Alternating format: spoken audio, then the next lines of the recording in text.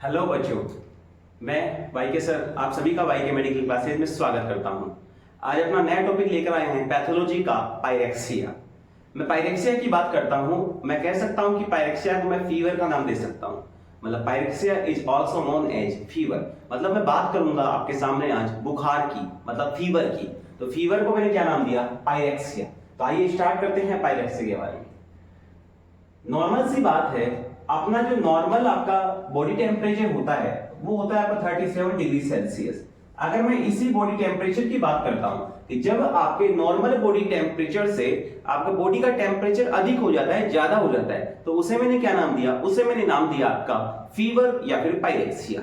सबसे पहली बात है, when body temperature rise about 99 degree Fahrenheit या फिर 37 डिग्री सेल्सियस। मतलब जब आपका बॉडी टेम्परेचर 99 डिग्री फ़ारेनहाइट या फिर 37 डिग्री सेल्सियस से अधिक हो जाता है, उसे मैंने क्या नाम दिया दोस्तों? उसे मैंने नाम दिया पायरेक्सिया या फिर फीवर, जिसे हिंदी में बोलते हैं अपन बुखार। आगे स्टार्ट करता हूं, ये किस वजह से आपका पायरेक्सिया हो सकता है आपकी बॉडी के अंदर। तो सबसे पहले, अगर आपके कोई भी किसी भी प्रकार का बॉडी में इंफेक्शन है तो इंफेक्शन के कॉज से भी आपके पायरेक्सिया मतलब बुखार हो सकता है। अगर बात करता हूं डिहाइड्रेशन की, मतलब आपकी बॉडी में वाटर की कमी की वजह से भी आपका पायरेक्सिया हो सकता है। आगे बात करता हूं, अगर आपके बॉडी के अंदर कोई एलर्जिक रिएक्शन हो जाता है किसी भी ड्रग से या फिर किसी भी चीज से, अगर आपकी बॉडी में एलर्जी होती है, एलर्जिक रिएक्शन होता है, उसकी वजह से भी आपके फीवर आ सकता है, पायरेक्सिया आ सकता है। उस कंडीशन में भी आपका बॉडी टेम्परेचर हाई हो सकता है नॉर्मल बॉडी टेम्परेचर की बजाय। आगे बात करता हूं, कोई भी आपके ब्लड की डिजीज हो, मतलब आपके ब्लड की कोई भी डिजीज हो सकती है, ब्लड के अंदर किसी प्रकार का इंफेक्शन हो सकता है, उसके कॉज से भी आपके पायरेक्सिया की कंडीशन आ सकती है।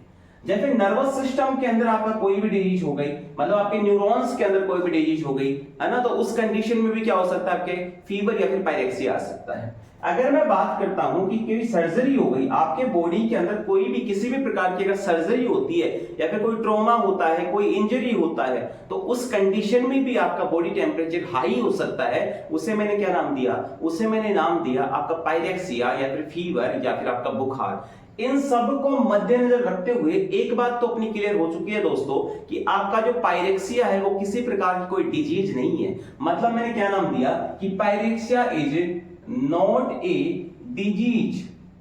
मतलब पायरेक्सिया किसी प्रकार की डिजीज नहीं है, ये आपकी बॉडी के अंदर एक साइन सिम्टम दिखाती है कि आपकी बॉडी में कोई ना कोई एबनॉर्मलिटी चाहिए। मतलब जब आपके बॉडी में इंफेक्शन होगा, डिहाइड्रेशन की कंडीशन आएगी, जब कोई बॉडी में एलर्जी की रिएक्शंस हो जाएंगी, आपके ब्लड में कोई डिजीज होगी, नर्वस सिस्टम में कोई डिजीज होगी, आपके कोई सर्जरी हुई है, आपके कोई ट्रॉमा हुआ है, आपके कोई आरटीए कंडीशन आई है, आपके कोई इंजरी हुई है, तो इन सारी कंडीशंस के अंदर आपका क्या होगा? बॉडी के अंदर फीवर स्टार्ट हो जाएगा, बॉडी के अंदर आपका जो बॉडी टेम्परेचर है वो हाई हो जाएगा। मतलब आपका बॉडी टेम्परेचर हाई होना ये दिखाता है कि आपकी बॉडी में कोई ना कोई एबनॉर्मलिटी चाहिए। इसलिए मैं कह सकता हूं कि pyrexia is not a disease, it is a sign symptom of abnormal body. मतलब ये आपकी बॉडी में जो एबनॉर्मलिटी चाहिए उनके लिए कोई साइन है, कोई सिम्टम है, ये कोई किसी प्रकार की डिजीज नहीं है, बीमारी नहीं है। आगे बात करता हूं कि टाइप्स की बात करता हूं। मतलब आपके फीवर के भी कई टाइप्स है, जिसमें नंबर 1 है आपका कांस्टेंट पायरेक्सिया या फिर फीवर या फिर कंटिन्यूअस फीवर।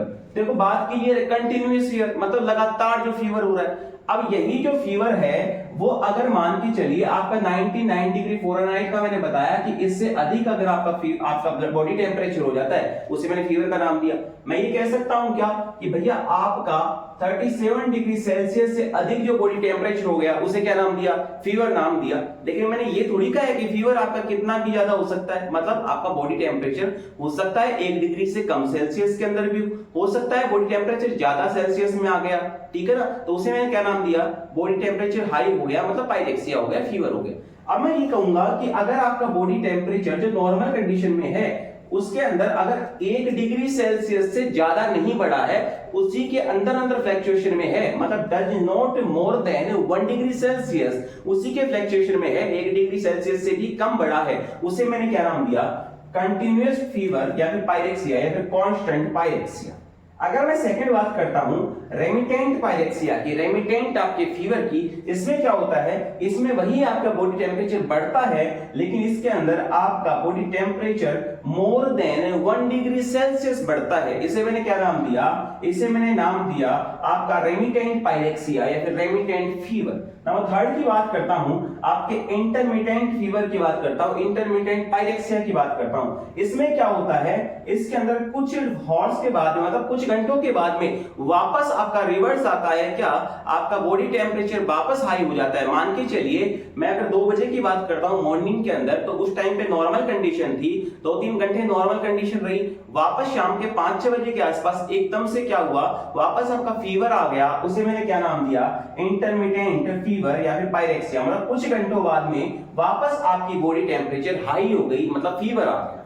नंबर फोर्थ बात करता हूं हेप्टिक या फिर सेप्टिक फीवर की। हेप्टिक और सेप्टिक फीवर का मतलब होता है अगर आपका बॉडी टेम्परेचर 5 डिग्री सेल्सियस से भी ज्यादा हो जाता है या फिर लगभग 5 डिग्री सेल्सियस के आसपास होता है, मतलब बॉडी टेम्परेचर बहुत ज्यादा हाई हो जाता है, उस कंडीशन को मैंने क्या नाम दिया, उस कंडीशन को नाम दिया हेप्टिक फीवर या फिर सेप्टिक फीवर। नंबर 5 की बात करता हूं रिलैक्सिंग फीवर। तो याद रखना रिलैक्सिंग फीवर का मतलब क्या होता है, रिलैक्सिंग फीवर का मतलब होता है, मान के चलिए आज किसी पेशेंट के फीवर है, 5-6 दिन तक पेशेंट वापस नॉर्मल कंडीशन में आ गया और अगले 6वें दिन 7वें दिन 8वें दिन वापस उस पेशेंट के फीवर हो गया, मतलब पेशेंट को लगा कि मैं बिल्कुल ठीक हूं और वापस कुछ दिनों बाद में आपका जो फीवर था वो रिटर्न पोजीशन में आ गया, उसे मैंने क्या नाम दिया, उसे नाम दिया रिलैक्सिंग, मतलब नाम से क्लियर है आपका, रिटर्न वाला फीवर, जो फीवर वापस लौट कर आ जाता है उसे क्या नाम दिया दोस्तों, उसे मैंने नाम दिया रिलैक्सिंग फीवर। आगे मैं बात करता हूं आपके फीवर के अंदर साइन और सिम्टम की, मतलब सीधी सी बात, जब आपके फीवर होता है, आपके बॉडी टेम्परेचर हाई हो जाती है, उसमें आपके क्या क्या बॉडी के अंदर एब्नॉर्मलिटीज आ सकती है। फॉर एग्जांपल आपके फ्लड फेस हो सकता है, फ्लड फेस हो सकता है, फॉर एग्जांपल आपके एनोरेक्सिया आ सकता है, फॉर एग्जांपल आपके बॉडी में हेडेक हो सकता है, सर दर्द हो सकता है, या फिर शिवरिंग पेन हो सकता है, या फिर बात कर सकता हूं आपकी स्किन क्या हो सकती है, कोल्ड हो सकती है, फिर मैं ये भी बोल सकता हूं कि आपकी बॉडी में वीकनेस आ सकती है, मतलब कमजोरी आ सकती है। तो ये सारे के सारे साइन सिम्टम क्या हुए, ये सारे के सारे साइन सिम्टम दिखाते हैं कि आपकी बॉडी में क्या हुआ है, फीवर आया है, मतलब बॉडी टेम्परेचर हाई होने की वजह से क्या हुए हैं, ये वाले साइन सिम्टम आए हैं। अगर मैं बात करता हूं डायग्नोसिस की, मतलब जब आपके फीवर आ जाता है तो अपन क्या डायग्नोस करते हैं, या फिर बात कर सकता हूं क्या एग्जामिनेशंस करवाते हैं, क्या एग्जाम करते हैं। आप किसी पेशेंट को डॉक्टर के पास लेके जाओगे, फीवर की कंडीशन मतलब बॉडी टेम्परेचर हाई हो गया है, तो मैंने बताया था कि आपका बॉडी टेम्परेचर अगर हाई हो जाता है तो जरूरी नहीं है कि उसकी कोई डिजीज हो, ये आपकी बॉडी की एब्नॉर्मलिटीज भी दर्शाता है, ये साइन सिम्टम दिखाता है कि आपकी बॉडी में कोई ना कोई एब्नॉर्मलिटीज हुई है। हो सकता है डब्ल्यूबीसी की, आपकी डब्ल्यूबीसी बढ़ गई हो सकता है कोई इन्फेक्शन हुआ हो सकता है कोई एक्सीडेंटल कंडीशन आई हो, तो बॉडी में एब्नॉर्मलिटीज हो सकती है। हो सकता है कई बार आपके पेशेंट के कोई भी, मान के चलिए कोई भी ऑपरेशंस होते हैं, तो ऑपरेशंस के दौरान भी बाद में क्या होता है, आपके पेशेंट के आपका बॉडी टेम्परेचर हाई हो जाता है, मतलब फीवर हो जाता है। तो ये सारे के सारे क्या हैं, ये सारे के सारे साइन सिम्टम हैं कि आपकी बॉडी में कोई ना कोई एब्नॉर्मलिटीज आई है, it is not a disease. अब इसकी बात करता हूं डायग्नोसिस की। डायग्नोसिस का मतलब होता है कि आपके बॉडी में जो एब्नॉर्मलिटीज आई है, आपका जो फीवर हुआ है, बॉडी टेम्परेचर हाई हुआ है, उसके बाद में एग्जाम क्या करवाते हैं, सबसे पहले आपका जो डॉक्टर के पास जाओगे उसकी हिस्ट्री टेकिंग लोगे, मतलब हिस्ट्री पूछोगे, भाई आपके हुआ क्या था, क्या प्रॉब्लम हुई थी, क्या कोई इन्फेक्शन हुआ था, क्या कोई चोट लगी थी, सारी की सारी क्या लेते हैं, हम हिस्ट्री लेते हैं कि हिस्ट्री के अंदर क्या हुआ, उसका इतिहास पूछते हैं आपके पेशेंट का, मरीज का।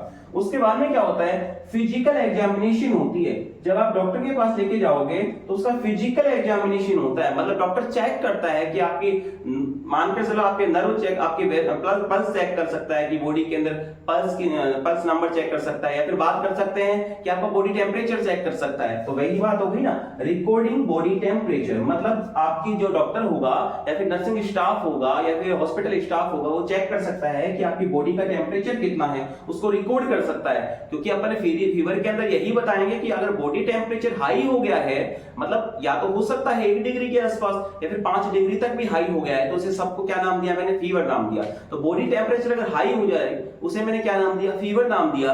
तो डॉक्टर चेक करेगा, आपका नर्सिंग स्टाफ चेक करेगा, हॉस्पिटल मैनेजमेंट का स्टाफ चेक करेगा कि आपका बॉडी टेम्परेचर कितना है। अगर वो ज्यादा है इसका मतलब है आपके फीवर पायरेक्सिया की कंडीशन आई है। या फिर हो सकता है कई बार डॉक्टर्स आपकी सीबीसी मतलब कंप्लीट ब्लड काउंट का चेकअप भी करवा सकते हैं, जिसके अंदर वो चेक करते हैं कि आरबीसी कितनी है, डब्ल्यूबीसी कितनी है, प्लेटलेट्स कितनी है।